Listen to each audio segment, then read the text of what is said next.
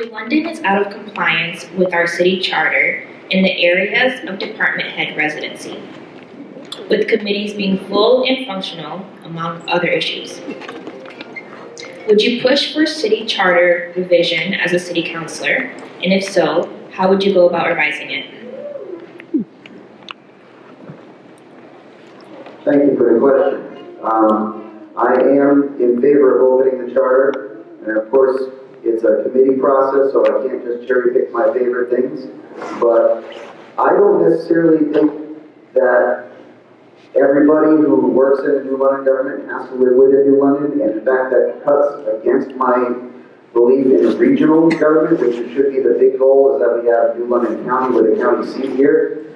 But I am against not following our own rules. If we're going to behave this way, we cannot sit there and violate the charter every single day at our meetings and every single day in our government. It erodes the sense of fairness and equal protection under the law. We should be following the charter. If we can't, we need to change it. And, you know, while we're in there, there are some other things I'd like to fix too. Not just the city directors, going to staggered 4-year terms would be one. I think there's wide agreement for, but there are others. Thank you. Thank you. Mr. Hartman, you have 90 seconds. Thank you. Sorry, I'm also in favor of a city charter, and I also believe that New London should have a county seat here in New London. I believe that if you are elected to a seat here in New London, you should absolutely live here. If you are working for the city, just live in the county. Don't live in another state. Don't live in Rhode Island. Don't travel here from Massachusetts. I just believe that we do have rules. They are written down. We should follow the rules. That's why they were made. The rules were not made to be broken. They were made to be followed. And if you don't like the rule, do it legally. Do it the right way. Change the rule. Make it better. Thank you.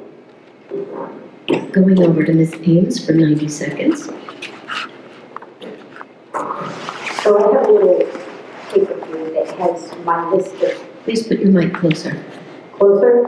Ooh, you can hear me now.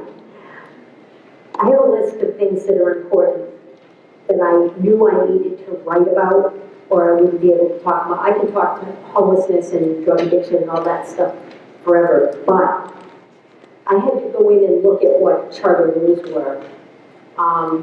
We have a problem with diversity with our charter because in other cities, they can't have all of one party sitting on city council. We do.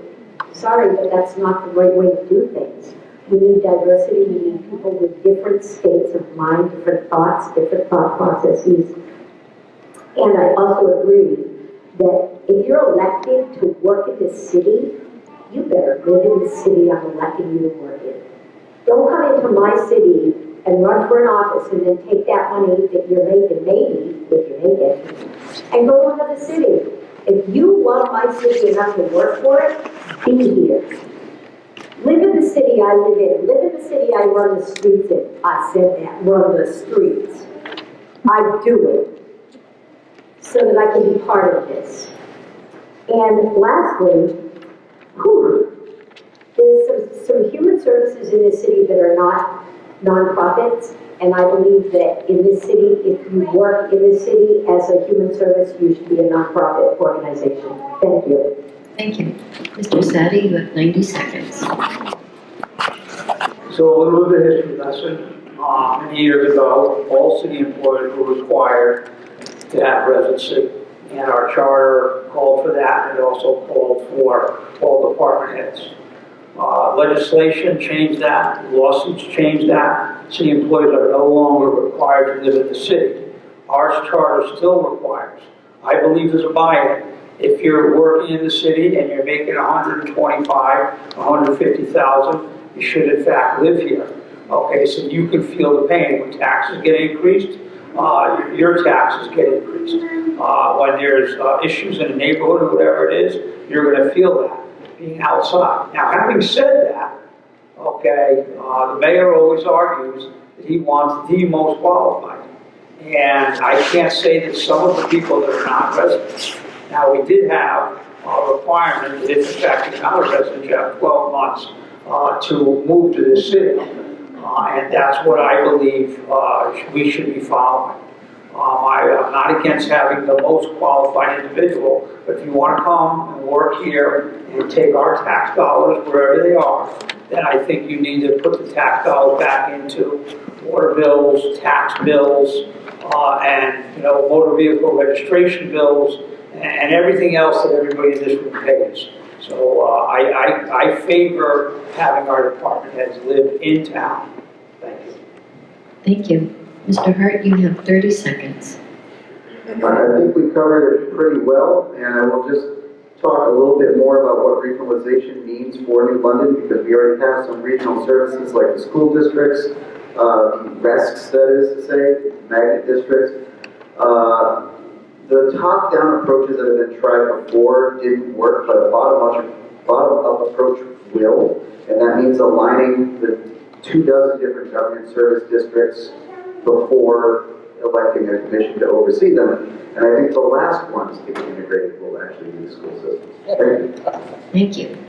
I want to address the elephant in the room. If we open the city charter, we can open up anything in the city charter. The biggest thing being minority representation. New London for the last 45 years has been exempt from having minority representation. We're one of only 2 municipalities left in the state that doesn't have that.